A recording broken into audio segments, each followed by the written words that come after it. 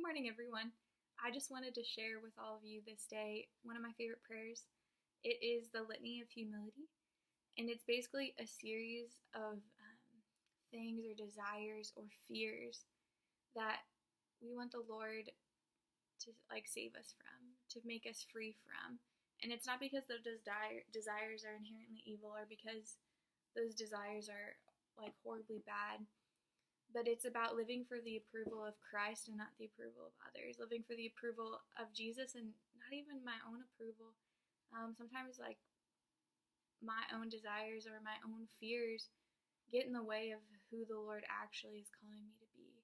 And I've especially noticed this during this pandemic because there are a lot of fears and a lot of desires that I have for how I want everything to turn out, for how I want my life to look like after this, and for how I want my life to even look like during this.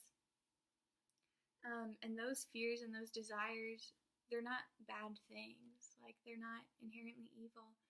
But Jesus asks each of us and has offered each of us this eternal, abiding peace, freedom, and joy that can only be found in Him.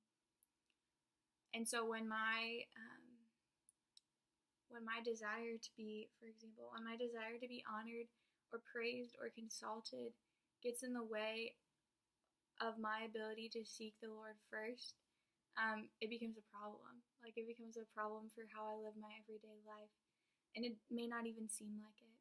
Or if my fear of being forgotten or being alone or being wronged changes the way that I act as a Christian rather than living for the Lord, it does something to my faith. And it does something to me. And the Lord doesn't want any of us to live in fear.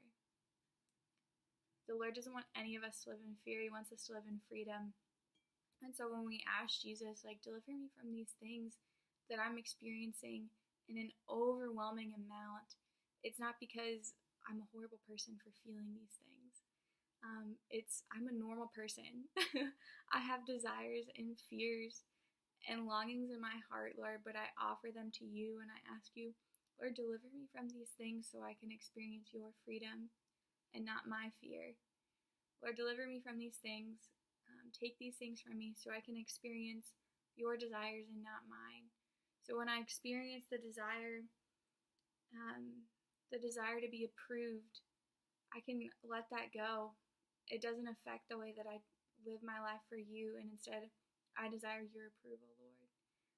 It's really an amazingly profound thing. I began praying this prayer at least once a week in college, and that was a big deal for me. We prayed it as a household. So there were households of men and of women who, it was sort of like a faith-based sorority. So we intentionally hung out every week and decided we want to walk together on this journey of faith and take the time where we think we each need it. By sharing our highs and our lows, by intentionally praying together at least once a week, and as well as sharing our time and our talents with one another and for the good of the kingdom. And this prayer, this Litany of Humility, we prayed together every week. And it became a really large part of my life because I realized so often I put my fear or my desire before what I really want, which is this lasting and abiding peace that can only come from the Lord.